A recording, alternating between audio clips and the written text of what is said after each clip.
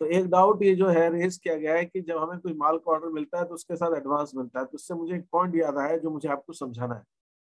But मैं फिर चाहूंगा कि ये कंटिन्यू करो। तुम बेटा क्या पूछ रहे थे उसके अंदर, तुम्हारा क्या एग्जैक्ट पूछना है? जो मैं समझ पा रहा हूँ वही कि और कुछ है? बोलो एक बार फिर से।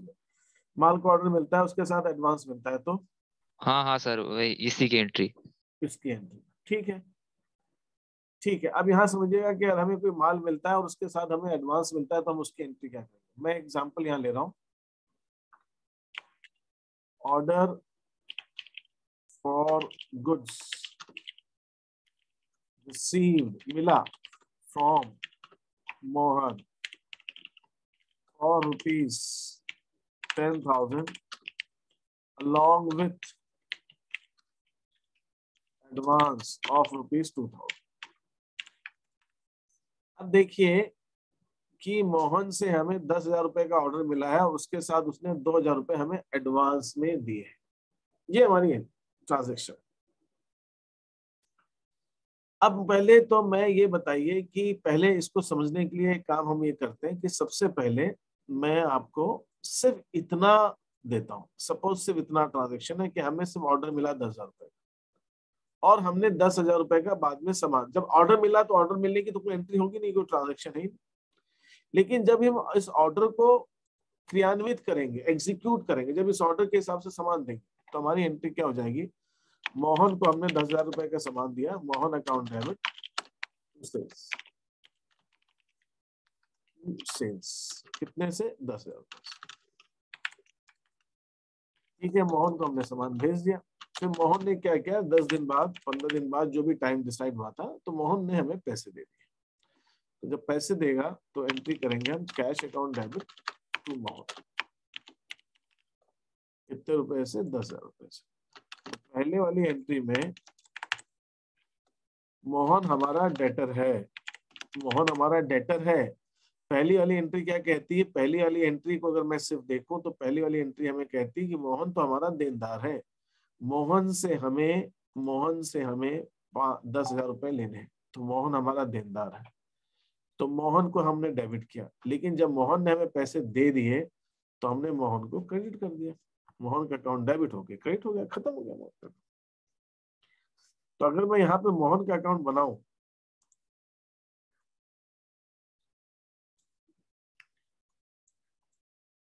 यहाँ पे अगर मैं मोहन का अकाउंट बनाऊं तो मोहन का अकाउंट कुछ हमारा इस तरह से बनेगा। मोहन को डेबिट में लिख रहा हूँ 10,000 रुपए, मोहन टू सेल्स 10,000 रुपए। फिर मोहन के क्रेडिट में लिख रहा हूँ 10,000 रुपए, तो मोहन का खाता तो बंद हो गया। अब अगर मोहन मुझे एडवांस देता है, अब ये तो एंट्री नॉर्मल, माल बेचा पैसा आया, सामान्य से जैसे नॉर्मल एंट्री होती है, हो गया, ये अलग हिसाब हो गया। अब इसकी बात अलग। अब दूसरी बात करते हैं। दूसरी बात ये है कि जब मोहन हमें पैसा दे देता है, पहले पहले ही पैसा दे दिया, इसका मतलब क्या हुआ? कैश टू मोहन एंट्री पहले ही हो गई।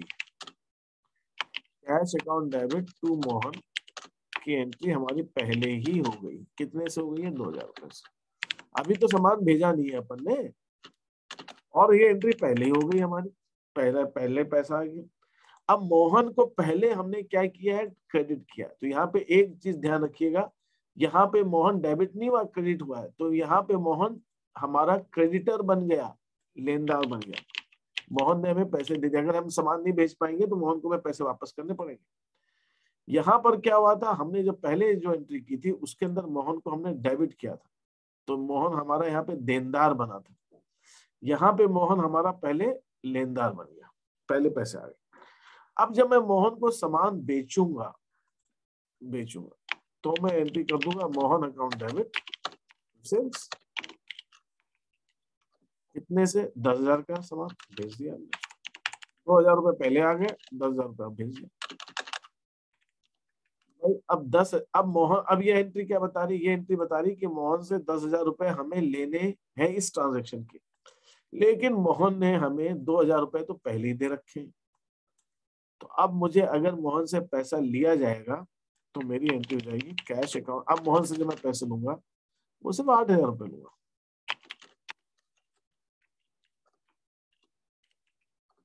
8,000। अब मोहन से जो मैं पैसे लूंगा वो सब 8,000। अब मैं अगर इसकी अकाउंट में एंट्री करूं तो ठीक है भाई, ये एंट्री 2 बार में पैसे आ गए ना, उसके आधे पैसे पहले आ गए थे, थोड़े पैसे पहले आ गए थे, थोड़े बाद में आ गए। अब मैं अगर यहाँ पे मोहन का अकाउंट बनाऊं, मेरे पास जगह नहीं है, ऊपर मैं मोहन का नाम नहीं लिख पा रहा हूँ, लेकिन ये मोहन का अकाउंट है। तो मोहन को पहले तो मैंने क्रेडिट कर दिया 2,000 रुपए से, फिर मोहन को मैंने डेबिट कर दिया 10,000 रुपए से, फिर मोहन को क्रेडिट कर दिया मैंने 8,000 रुपए से। ठीक तो हुआ। तो देखा जाए तो इन दोनों के अंदर कोई बहुत ज्यादा फर्क नहीं है। मोहन से यहाँ पे जो 10,000 रुपए का सामान बेचा और पैसे लिए, यहाँ पे 2,000 पहले आ गए, 10,000 का सामान बेचा, बचे हुए पैसे बाद में आ गए। तो अगर मेरे को किसी पार्टी से पहले पेमेंट आ जाता है, एडवांस आ जाता है, तो पहले मेरी एंट्री उसकी ये हो जाएगी, कैश अकाउंट डेबिट कस्टमर, जिससे पैसे आए, जितने आए, मान लो 2,000, वही एग्जाम्पल है, मोहन वाला ही ले लेते हैं।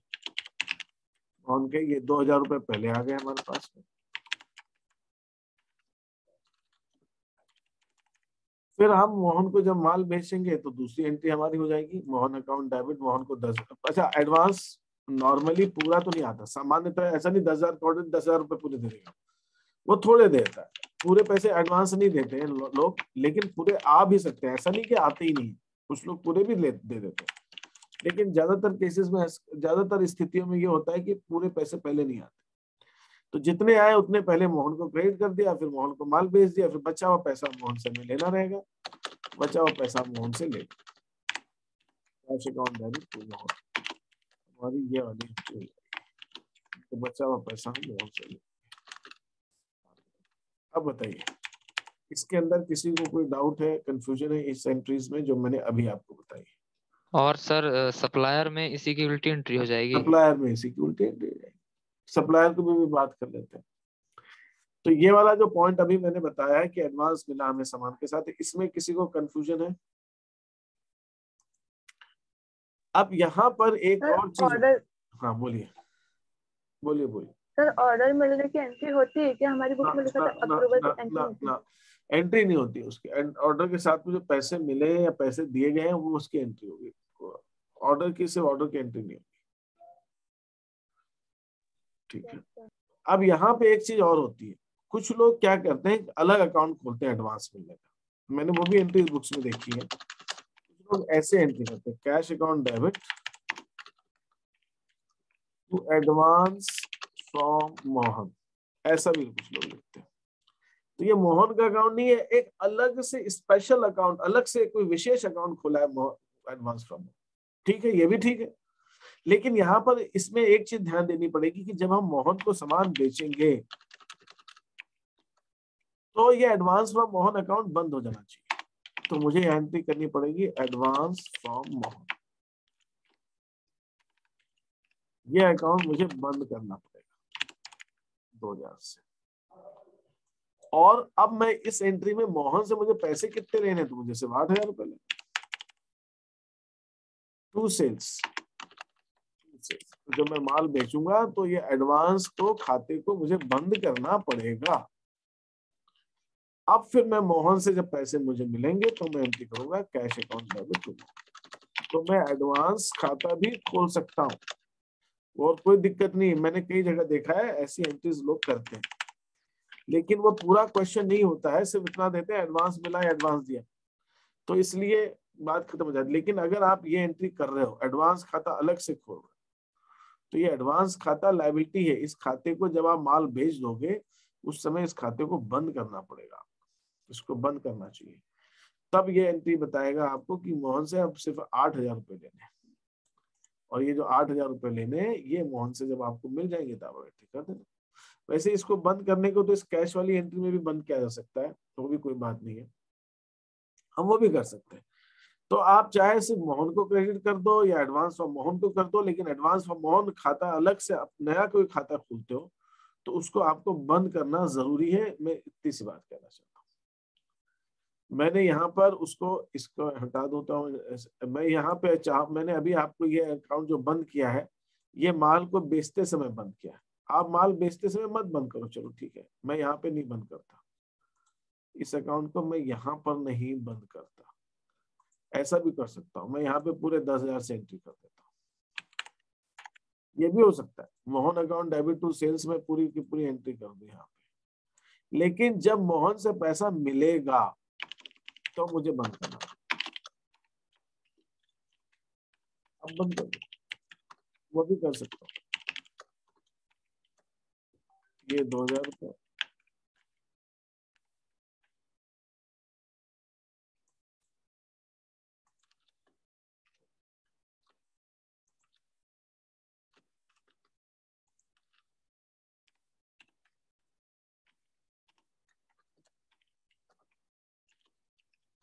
मैं ऐसा भी कर सकता हूँ।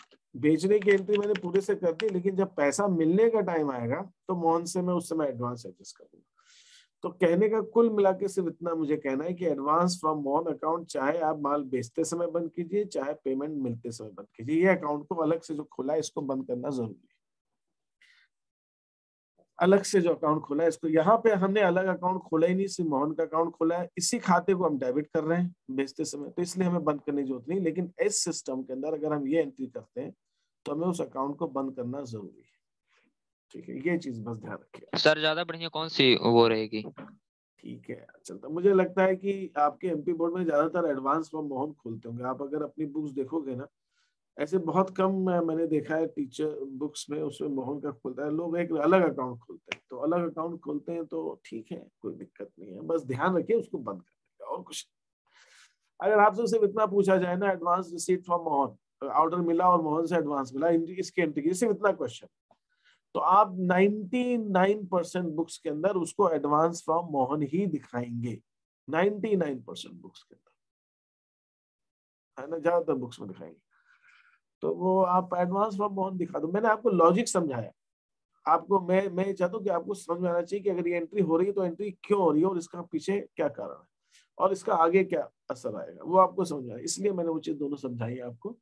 लेकिन हाँ ठीक है, आप अगर करते हैं एडवांस तो आप वैसे ही करिए, एडवांस अकाउंट खोल दीजिए, कोई दिक्कत नहीं। आपको ये मैंने पूरी स्थिति बताई कि फिर माल सप्लाई किया, फिर पेमेंट आया। ऐसे क्वेश्चंस आपको बहुत कम मिलेंगे जिसके अंदर ये पूरी तीनों कंडीशंस दे रखी होगी, कम ही होगी। तो अगर है ऐसे, जब भी आएंगे तो इस चीज का ध्यान रखिए कि आप उस अकाउंट को बंद करें। और अगर सिर्फ इतना ट्रांजेक्शन पूछा है कि एडवांस ऑर्डर के साथ एडवांस मिला, इसकी एंट्री बता, तो आप एडवांस अकाउंट खोल दो, उसमें कोई दिक्कत नहीं, क्योंकि वो जो चेक कर रहा है एग्जामिनर वो एडवांस से जल्दी समझेगा। मैं मतलब ये जो मैंने आपको लॉजिक बताया ना, इस लॉजिक को भी कई टीचर्स जल्दी नहीं भाग पाते, वो गलती कर जाते हैं, उनसे भी गलती हो जाती है, मैंने टीचर्स को भी गलती करते देखा है। तो ये एंट्री करेंगे तो समझ ही नहीं पाएंगे, मोहन को क्यों क्रेडिट किया, लोन थोड़ी लिया है मोहन से पुराना पेमेंट थोड़ी लिया, उसने एडवांस दिया, वो कहेंगे नहीं एडवांस लिखना चाहिए, एडवांस लिखना चाहिए। तो ऐसा भी होता है। तो कोई बात नहीं, आप तो खैर आपको समझ में आना चाहिए लॉजिक, बाकी तो कोई खास बात नहीं।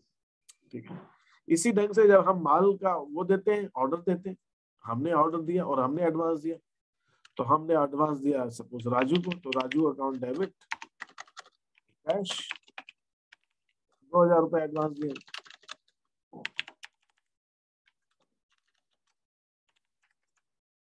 और जब राजू से हमने माल खरीदा तो हमारी एंट्री हो जाएगी परचेज अकाउंट डेबिट, ये हो जाएगी 10,000 से एंट्री। और फिर हम राजू से हमें अब बाकी का पेमेंट हमें करना है, तो राजू को तो 8,000 ही देने, बाकी पूरे तो देने ही नहीं। Raju to cash. अगर देखिए मैं आपको, आपने जो क्वेश्चन पूछा मैं उसका आंसर ये देता हूँ, अगर कोई ऐसा क्वेश्चन है जिसमें ये तीनों स्थितियां हैं कि और एडवांस मिला या दिया, फिर माल खरीद मिल गया और फिर पेमेंट हुआ, तब आप एडवांस अकाउंट मत खोलो, आप पार्टी का अकाउंट खोलो। और सिर्फ अगर इतना ट्रांजेक्शन है कि एडवांस दिया मिला तो आप एडवांस अकाउंट खोल दो उसके अंदर, फिर तो कोई बात नहीं। एडवांस टू राजू 2,000 रुपए टू कैश, ये एंट्री होगी एडवांस दिया। फिर हमने गुड्स हमको मिल गए, हमने परचेजेस अकाउंट डेबिट राजू से हमने सामान खरीदा 10,000 रुपए का।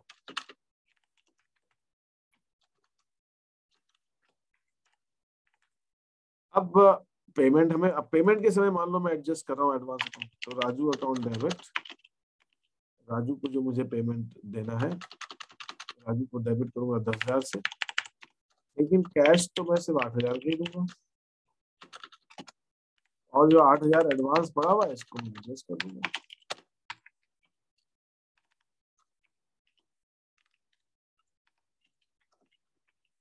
मैं चाहता तो इसको परचेज के समय भी कर सकता हूँ, अभी भी कर सकता हूँ, एक ही बात।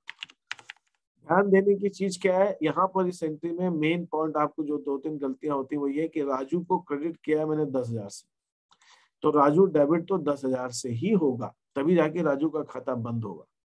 जितने से क्रेडिट किया उतने से डेबिट करा, यहाँ से मैं उसको क्रेडिटर दिखा रहा हूँ 10,000, जब 10,000 से डेबिट करूंगा तभी तो लाइबिलिटी खत्म होगी, और ये एडवांस हमारी एसेट है, ये जमा है राजू के पास पैसे, लेकिन जब उसको पेमेंट में उतना कम करता हूं तो ये एसेट खत्म होगी। तो यहाँ पे मैंने डेबिट किया, तो यहाँ पे एडजस्ट करते समय उसको मैं क्रेडिट करूंगा, तब जाके अकाउंट बंद होगा। और राजू को मुझे 8 दो पहले ही दे चुका हूँ, 8 अब दे रहा हूँ, तो मेरे पास से तो 10,000 ही रुपए जा रहे हैं ना। मैंने सामान 10 का खरीदा तो 10 का पेमेंट किया है मैंने ऐसा नहीं कि कम पेमेंट किया है। 2,000 पहले दिए, 8,000 अब दिए, दिए तो 10,000 पूरे पूरे, लेकिन 2 बार में दिए, पहले 2 आप 8। तो ये इस ढंग से भी हम इन चीजों को कर सकते हैं। और अगर मैं ये एडवांस टू राजू यहाँ पे एडजस्ट करना चाहूंगा तो राजू यहाँ पे 8,000 से क्रेडिट हो जाएगा, 8,000 से, और यहाँ पे advance to Raju account credit हो जाएगा 2,000 से, और दूसरी एंट्री हो जाएगी Raju account debit to cash 8,000 से, तो वो भी चीज हो सकती है। ठीक है, इज दिस पॉइंट क्लियर? इसमें कोई डाउट है किसी को तो पूछिए। क्लियर है ये पॉइंट? Yes sir. ठीक है, अब मैं आगे बढ़ूं। अच्छा, अब मैं आपको 2-3 चीज समझाना चाह रहा हूँ जो मुझे अपन डिस्कस करनी है, उसके लिए हम आ जाएं। देखिए, एक ये जो पॉइंट मैं समझा रहा हूँ ये बड़ा सिंपल सा कॉन्सेप्ट है।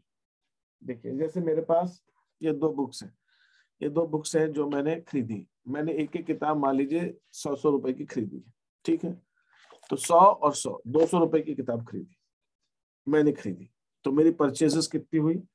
मेरी परचेज हुई 200 रुपए की। मैं जब बेच रहा हूँ तो मैं इसको 150 रुपए में बेच रहा हूँ एक किताब को, तो मेरी सेल्स की एंट्री होगी 150 की। तो मैंने जब खरीदी तो ये 100 रुपए की किताब थी एक, जब मैं बेच रहा हूँ तो मैं 150 की बेच रहा हूँ। तो जिसको मैंने 150 में बेची है, जब वो मुझे वापस करेगा तो मैं 150 का ही सेल्स रिटर्न लूंगा। मैंने बेची तो 150 में थी, जब वापस करेगा तो 150 ही करूंगा। और ये किताब चूंकि गलत प्रिंटिंग थी और इसमें कुछ पेजेस सही से प्रिंट नहीं थे, कुछ गड़बड़ थी, तो मैंने वापस कर दी। तो जिससे मैंने खरीदी थी उससे मैंने 100 की खरीदी थी, मैंने जिसको बेची मैंने 150 की बेची। तो जो मेरे पास वापस आएगा वो 150 रुपए का सेल्स रिटर्न है, उसको सेल्स रिटर्न बोलूंगा, मैंने बेचा था ना सेल्स, तो मेरे पास जब वापस आएगा तो सेल्स रिटर्न आएगा, तो मेरे पास सेल्स रिटर्न आएगी 150 की। जब मैं वापस करूंगा तो परचेज रिटर्न हो जाएगी, तो मैं जब वापस करूंगा तो 100 रुपए में वापस करूंगा, क्योंकि मैंने खरीदी 100 रुपए में थी। आप अपने आप को समझिए कि आपने कोई चीज 100 रुपए की खरीदी, आप वापस करोगे तो 100 रुपए में वापस करोगे। भाई सामने वाले से 100 रुपए में लिए, तो आप जब वापस करो तो वो भी तो 100 रुपए ही से हिसाब से लेगा, लेकिन आपने अगर उसको 150 में आगे बेचा है तो जब आपके पास वो वापस आएगा तो 150 में। तो पहले तो सिंपल सी चीज आपको इसको समझना है। ठीक है, मैं यहाँ पे ले रहा हूँ books of A, books of B और बुक्स ऑफ सी, ये 3 लोग, ए बी और सी। ठीक है, अब मैंने इसके नाम कुछ भी हो सकता है, आप ए बी आशा निशा कर लीजिए, रीता की कुछ भी कर लीजिए, आपके ऊपर है। ए ने, अब मैं बी की बात कर रहा हूँ, जो बी के लिए क्या हो रहा है, बी खरीद रहा है, ए से खरीद रहा है, तो बी ने खरीदी परचेजेस अकाउंट डेबिट, कितने में खरीदी? 200 रुपए में। ठीक है, 200 रुपए में खरीदी। भाई जब बी ने ए से खरीदी 200 में, तो ए ने बेची भी तो होगी, तो ए एंट्री करेगा बी अकाउंट डेबिट सेल्स। एक सेकेंड है ना,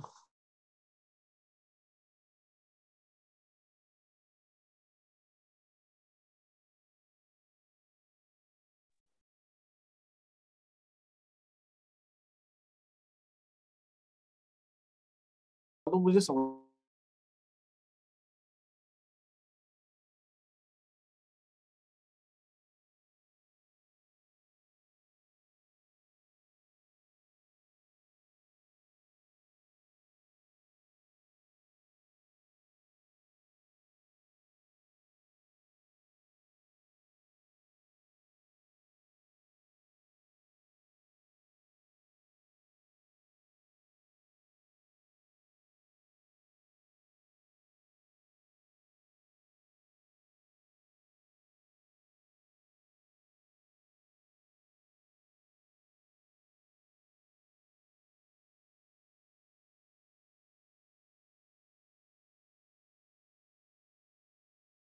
डेबिट टू ए, ये हो गया। अब ए ने यही चीज 300 रुपए में सी को भेज दी,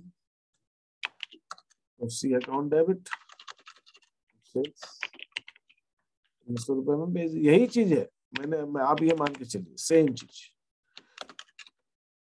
अब इसमें से अब सी क्या करेगा, इसके अगेंस्ट, मैं बगल बगल लिख रहा हूँ, लेकिन ये ऐसा नहीं कि किसी जगह छोड़ के लिखेगा, इसे ऊपर ही एंट्री करेगा यहाँ पे, लेकिन मैं नीचे लिख रहा हूँ आपको समझाने के हिसाब से। तो सी एंट्री करेगा परचेज अकाउंट डेबिट टू ए, तो सी ने 300 रुपए में खरीदा।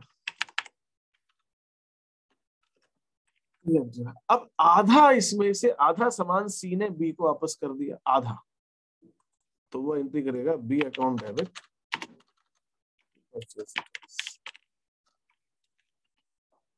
आधा मतलब 150 का। ये इसको माल वापस आ रहा है सी से, तो sales returns account debit 150।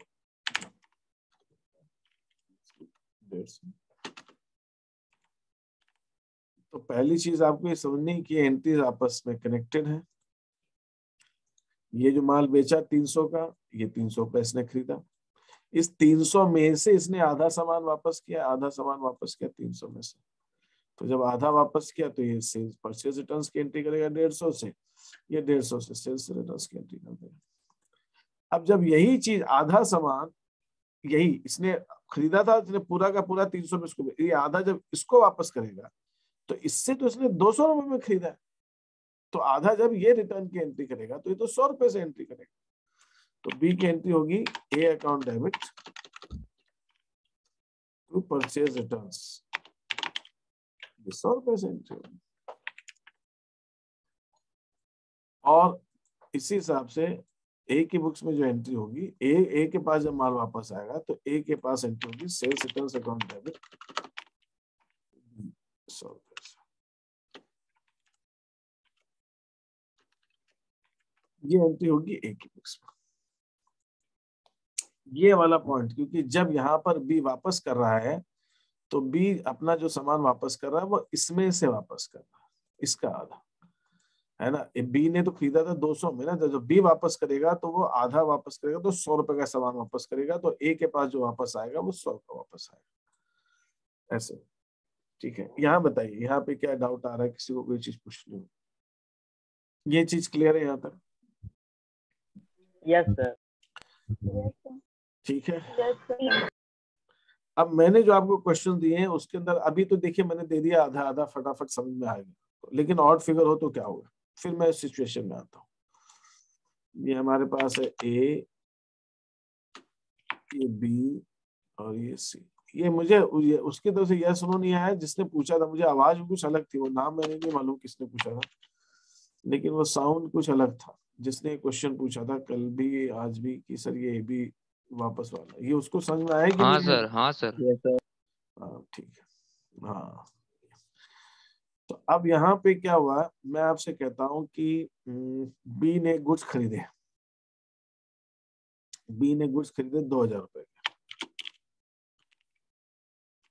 Purchases account debit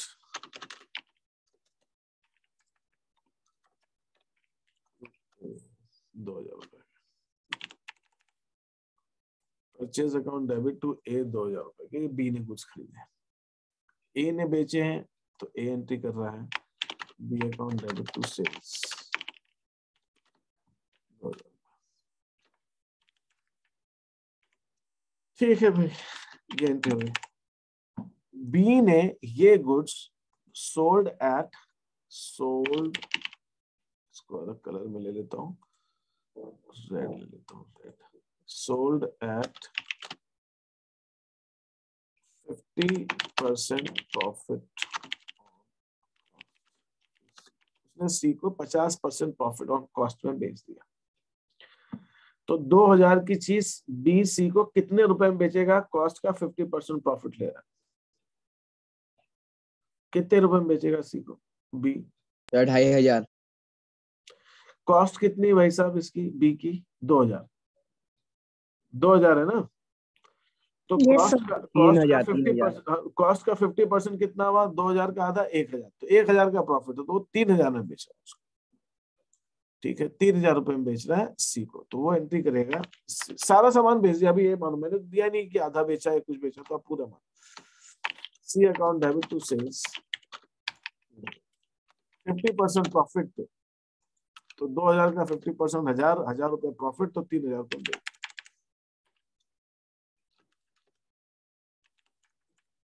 सी क्या एंट्री करेगा, सी एंट्री करेगा परचेज अकाउंट डेबिट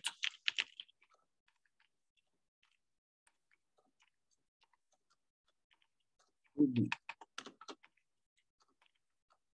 ये एंट्री करेगा 3,000 रुपए से।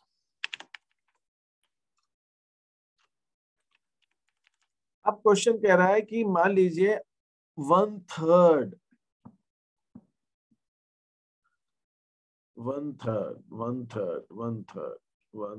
चलो 1/3 ही रहने देते हैं, थोड़ा ऑर्डर रहेगा लेकिन 1/3 रहने देते हैं। 1/3 गुड्स वापस कर दिए, 1/3 माल वापस कर दिया सी, तो सी एंट्री करेगा B account debit to purchase accounts, कितना 1/3 माने 1,000,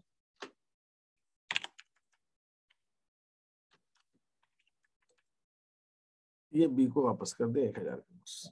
बी की एंट्री करेगा sales return account debit 1,000।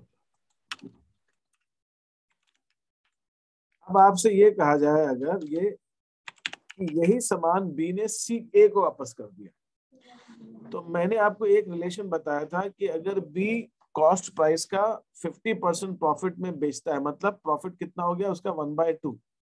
B ने कितने बेचा था 1/2 ऑन कॉस्ट, कॉस्ट पर आधा % प्रॉफिट में बेचा था बी ने। तो जब कॉस्ट का 1/2 प्रॉफिट है, तो यही प्रॉफिट सेल्स पर कितना होगा, सेल्स प्राइस पर निकालेंगे तो कितना होगा, मैंने पूरी टेबल बताई थी आपको। 1/3। तो 1/3 ऑन सेल्स, तो ये जो 2,000 रुपए हैं, ये बी के लिए कॉस्ट प्राइस है। ये 1,000 रुपए का जो सामान वापस आया, तो ये बी के लिए कॉस्ट प्राइस है कि बी के लिए सेल्स प्राइस है, बताइए। 1,000 रुपए में बी ने बेचा था कि 1,000 रुपए में बी ने खरीदा था? अगर बी ने बेचा था, बी ने क्या किया था, बेचा बेचा है ना। ये बी ने सी को माल बेचा है, तो सी ने जब वापस करेगा तो बी की सेलिंग प्राइस पे वापस करेगा ना, बी जितने में बी ने बेचा उसी पे वापस करेगा। तो जो 1,000 रुपए है बी की सेल्स प्राइस है। तो मैं आपसे कहता हूं कि इस 1,000 रुपए में बी ने कितना प्रॉफिट कमाया होगा, इसका 1/3 हिस्सा प्रॉफिट कमाया। अगर सी 1,000 रुपए का सामान बी को वापस कर रहा है, तो बी का 1,000 रुपए का जो सामान वापस आया उसमें बी कहे कि मेरा कितना प्रॉफिट जुड़ा हुआ है, तो बी का 1/3 हिस्सा प्रॉफिट जुड़ा हुआ है, मतलब 333 रुपए 33 पैसे प्रॉफिट जुड़ा हुआ है। ये बात समझ में आई कि नहीं आई, पहले ये बताइए। अगर मैं चाहूं कि सी ने जो 1,000 रुपए का सामान वापस किया है, इसके अंदर बी का प्रॉफिट कितना है, तो सी ने जो 1,000 रुपए का सामान बी को वापस किया, इसमें उसका प्रॉफिट जो है 1/3 है, क्योंकि ये बिक्री का प्राइस, उसका सेलिंग प्राइस है 1,000 रुपए, इसमें 1/3 प्रॉफिट है। तो जब मैं इसका 1/3 हिस्सा प्रॉफिट है, तो इसमें 333 रुपए प्रॉफिट हो गया। तो जब ये बी ए को वापस करेगा, तो इसमें 333 रुपए अपना प्रॉफिट कम करके वापस करेगा। 333 मतलब 667 ले लेता हूँ राउंड फिगर। तो ये एंट्री हो जाएगी A account debit to purchase returns, कितने में 667। बी के लिए क्या हो जाएगा, sales returns account debit B 667, क्योंकि जब कॉस्ट प्राइस का एक आधा 50% प्रॉफिट है, तो सेलिंग प्राइस का 33.3 हो जाएगा, 1/3 हो जाएगा। तो सेलिंग प्राइस अब 1,000 रुपए है, तो उसमें प्रॉफिट कितना हो जाएगा 1/3, तो 1,000 का प्रॉफिट हो जाएगा 333 रुपए, कम कर दो उसको। तो जब बी उस ए को देगा वापस, तो वो 667 रुपीज में देगा। ये आपको अभी इसके अंदर डाउट जो आ रहा है वो पूछिए पहले मेरे से, जिसको भी जो डाउट आ रहा है।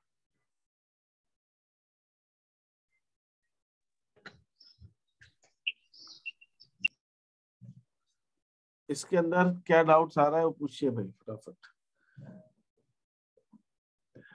कि डाउट ही डाउट है सर, मतलब कुछ समझ में नहीं आ रहा, मतलब सारे डाउट। सर आ गया समझ में।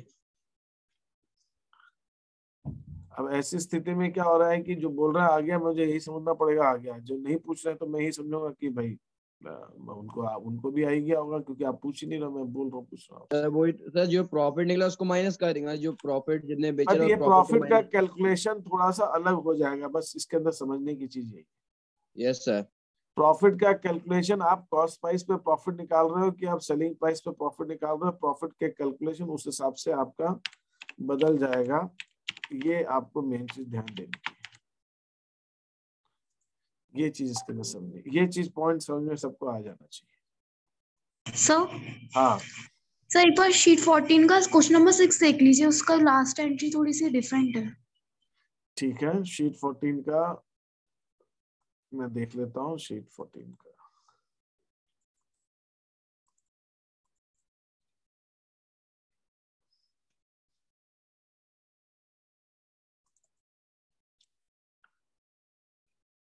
ओके, मैंने ओपन कर दिया सॉल्यूशन को, जो शीट चाहिए। ओके, शीट नंबर 14, ये रही शीट नंबर 14। हाँ बताइए, इसका क्वेश्चन नंबर 6 सी वाली एंट्री। ठीक है। ए ने अच्छा अच्छा अच्छा ठीक है, लिस्ट प्राइस मतलब उस सेलिंग प्राइस आप ले लीजिए, मैंने इसमें ट्रेड डिस्काउंट हटा दिया, लिस्ट प्राइस नहीं हटा। तो प्राइस मतलब 6,000 रुपए की गुड्स ने वापस कर दी, किसने? एल ने के को वापस कर दिया। अब के ने यही माल वापस कर दिया, तो एल के ने कितने रुपए प्रॉफिट में बेचा था एल को? के ने एल को कितने रुपए मतलब किस रेट से प्रॉफिट दिया था? 1/3 कॉस्ट का 1/3 प्रॉफिट लिया था। 1/4। तो हाँ, तो 6,000 का 1/4 प्रॉफिट हो जाएगा, तो 6 का 1/4 मतलब 1,500 रुपए माइनस कर दो, तो जब के जे को वापस करेगा तो 4,500 रुपए वापस करेगा। के ने जब एल को बेचा था तो 1/3 हिस्सा प्रॉफिट लेके बेचा था कॉस्ट प्राइस।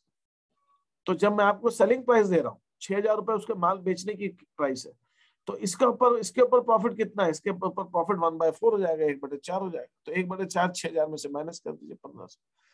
तो वो जब के जे को वापस करेगा तो 1,500 रुपए में मतलब 4,500 में वापस करेगा। यही चीज पूछ रहे थे कि कुछ और पूछ रहे थे? आप बताएं। तो यही और बोलिए। अच्छा ये तभी शीट 14 में किसी को कोई और दिक्कत तो नहीं है? हो जाएंगे क्वेश्चंस कंप्लीट? बताइए। और कोई डाउट हो किसी का तो पूछ सकते हैं मेरे से।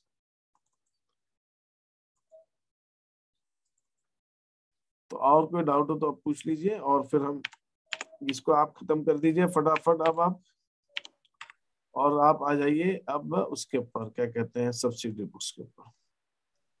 ठीक है, जनरल एंट्रीज में फिर भी किसी को डाउट आ रहा है, और जनरल एंट्रीज तो अभी आगे भी आपको और भी बहुत आएंगी, तो जनरल एंट्री से अभी इतनी जल्दी तो छुटकारा मिलना नहीं है, लेकिन फिर भी अभी जो भी आपके डाउट्स हो वो आप अपने क्लियर कर लीजिए। और जहां तक मैंने पढ़ा है उसके आगे। शीट में क्या करना है?